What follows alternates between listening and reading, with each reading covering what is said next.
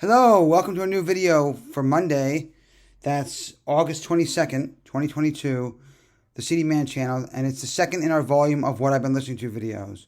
We've got 10 albums to talk about this week. Let's get started. If you like the videos, subscribe, hit the dingy for notifications, and give me a like. Anyway, 10 titles for this week. The remaining ones in the I Gotta Listen to Before I Give Them Away series. Albums I have twice, either in box sets or whatever the reason being, was my feature for the week. The first is by a group that I accidentally bought the album twice. And it's actually quite a nice album. It's a new group. They've had a number one on the Billboard AAA charts. And this is, I believe, their second album. And it's Hounds Mouth. And the album is called Good For You. Very nice, mellow album. And I would absolutely give it a buy it. If you like music that you hear on stations like The Peak in New York, or K-Fog, or any of those other AAA stations, give it a listen. You might be pleasantly surprised. It's one of those albums that you'd probably find in your new release section, new developing artist section at your local Barnes & Noble. The next album is by a group who last week I gave a buy it to one album and a stream it to another, and that is Cheatrix. It's a follow-up to that album I gave the stream to, The Doctor.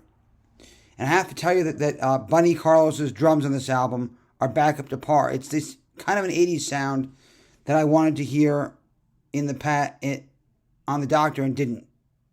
And that is Cheatrix's comeback album, Lap of Luxury.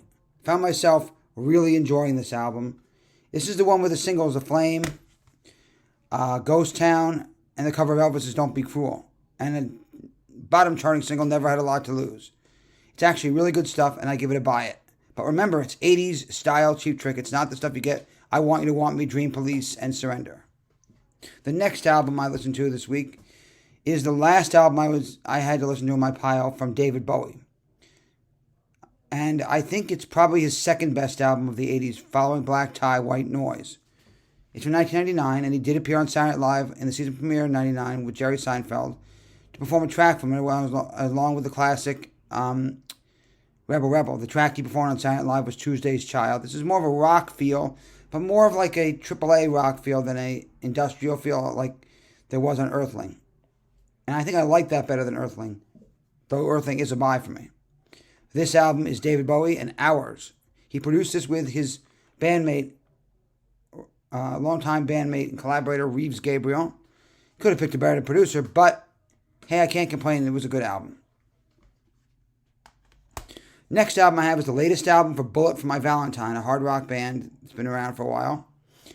It's the original release, which I had a little bit of trouble getting, but I got it. They've since re-released it with extra tracks, but this is the original pressing, as I said before. And I think the screaming rock vocals that some rockers do, not my favorite thing in the world. I don't hate it, but not my favorite thing in the world. And I know there are people out there that love it and like when someone does scream metal I call them scream metal vocals. I'm not one of them. I won't call it bad. I absolutely would not call this album bad. I can see where there are people that would really enjoy it. I will call it a streamer, but I won't call it a buy. And that is For My Valentine and their latest release in its original form, For My Valentine. The next album got a buy. Absolutely a buy. And it's the first solo album of many in my collection that I will show. And it is an album by a soul legend of the 1970s. In fact, he was charting as late as 1999 when Staying Together made the Hot 100 Singles Sales chart.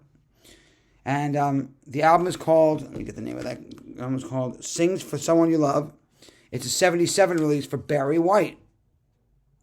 I really like this album.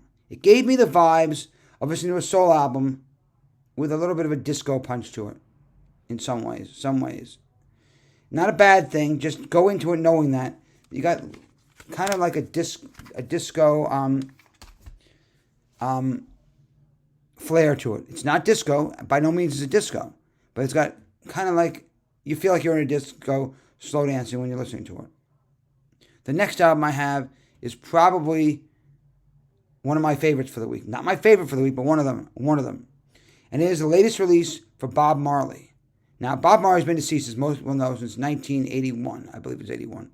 And he's released numerous archival stuff and rematches and remixes and all the other stuff. Well, the Bob Marley estate teamed up with, I hope I'm going to pronounce this right, the Cheatrix Orchestra to make an album of classic Bob Marley songs with the Cheatrix Orchestra adding their touch to it.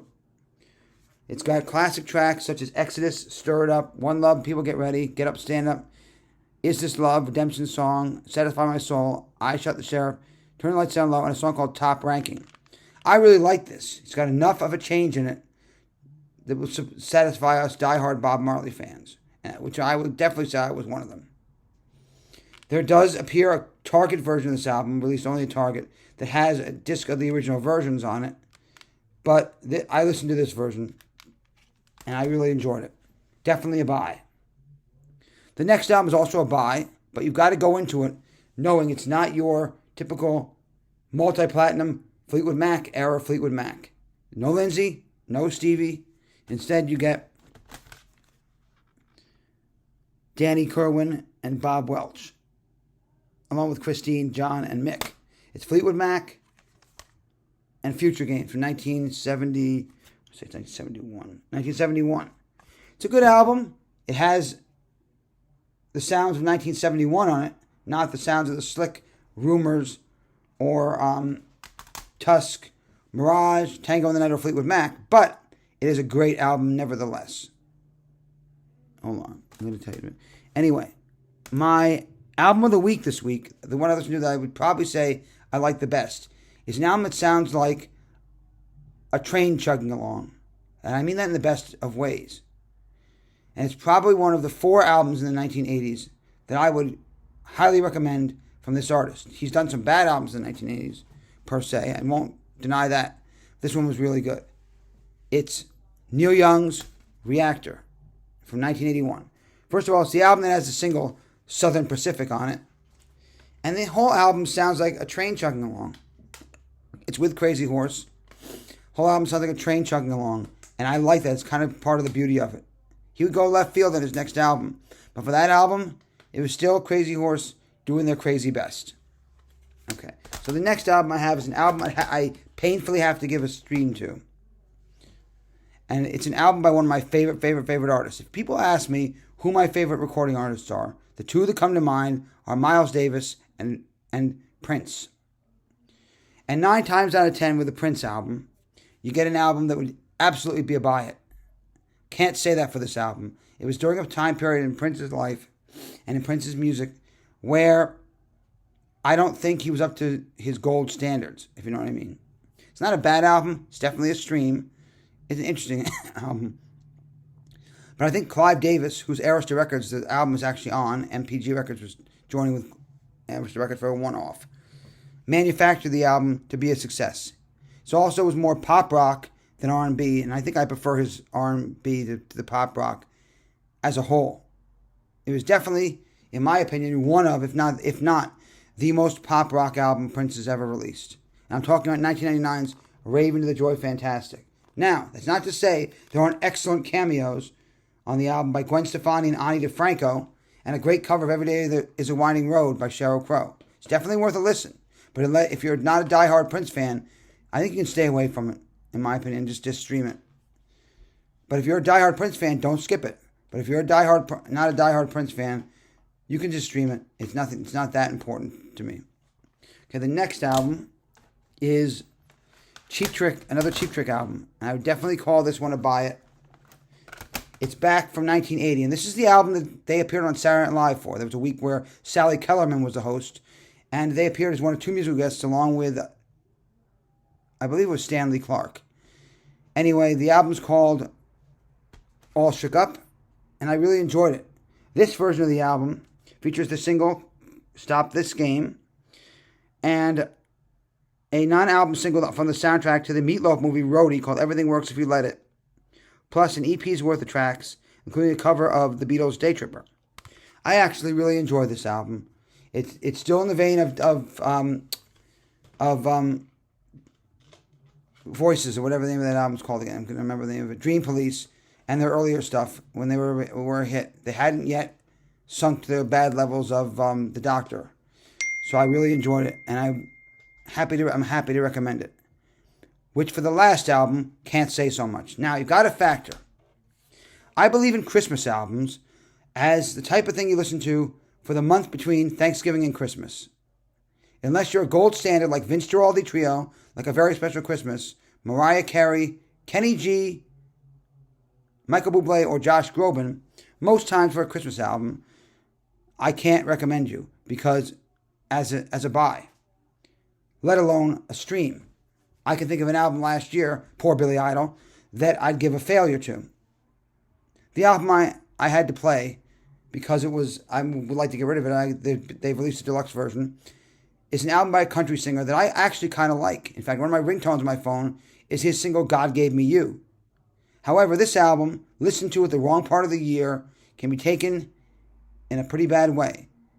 I'd have to give us a double rating. During the month leading up to Christmas, when it's festive to listen to Christmas albums, I'd actually give this album a stream. Please don't go out and buy it. However, any other time of the year, please, I am in no mood to listen to this as a Christmas album.